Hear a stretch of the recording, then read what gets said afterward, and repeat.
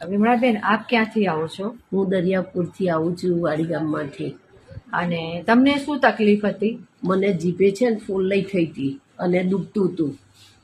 બરાબર. એટલે પછી મને એડ્રેસ મળ્યું, એક બેન પાસેથી એડ્રેસ મળ્યું. તો એડ્રેસ લઈને હું અહીં આવી પછી દવા મેં ચાલુ કરી. હું રેગ્યુલર દવા કરતી એ નથી. 1 મહિનો લઈ જાઉં તો 1 મહિનો ગેપ પાડું ને 1 મહિનો નથી લેતી. બરાબર. આવું છું લેવા. હકીકત છે, જે હોય એ જ કહેવાનું. સાચી વાત છે. હા, પછી મને ઘણો અત્યારે ફેર છે. મારું વજન 82 હતું, એનું અત્યારે આજની તારીખમાં મારું 74 થઈ ગયું.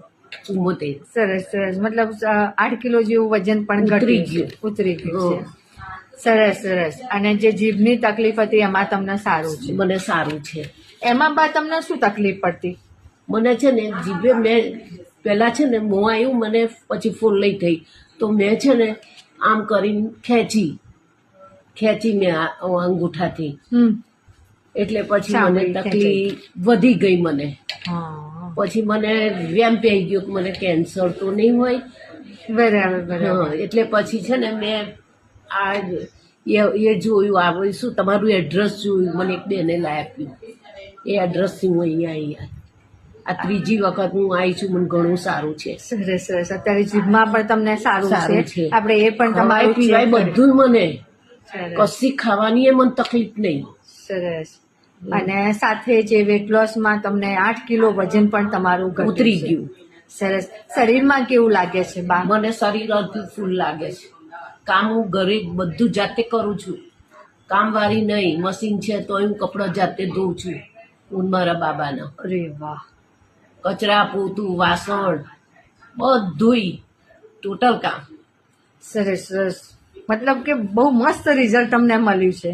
હા. અને અત્યારે તમારું કામ પણ કરી શકો, સાથે વજન પણ તમારું 8 કિલો ઘટ્યું છે. અને જે જીભમાં જે તમને ફોડલી થયેલી હતી એમાં પણ સારું મને રિઝલ્ટ સારું છે. સરસ. અમૃતાલય વિશે બા તમે લોકોને શું સંદેશ આપશો? હું તો કહું તો ત્યાં જજો, તમને બધું દુઃખ ઓછું થઈ જશે, ધીમે ધીમે મટી જશે. પણ દવા ચાલુ રાખજો. સરસ બા, આપને બેસ્ટ રિઝલ્ટ મળ્યું છે. હજુ તમારી સંપૂર્ણ તકલીફ દૂર થાય, લગભગ તો દૂર થઈ જ ગઈ છે, પણ જે થોડી બાકી છે એ પણ દૂર થાય એવા અમારી અમૃતાલયની દવાના પ્રયાસ ચાલુ રહેશે. આપને રિઝલ્ટ મળ્યું, ખૂબ ખૂબ અભિનંદન. જય દ્વારકાધીશ. જય દ્વારકાધીશ. મસ્ત બાને વેટ લોસમાં બેસ્ટ રિઝલ્ટ મળ્યું છે અને જીભમાં પણ સારું રિઝલ્ટ મળ્યું છે. ઓકે બા.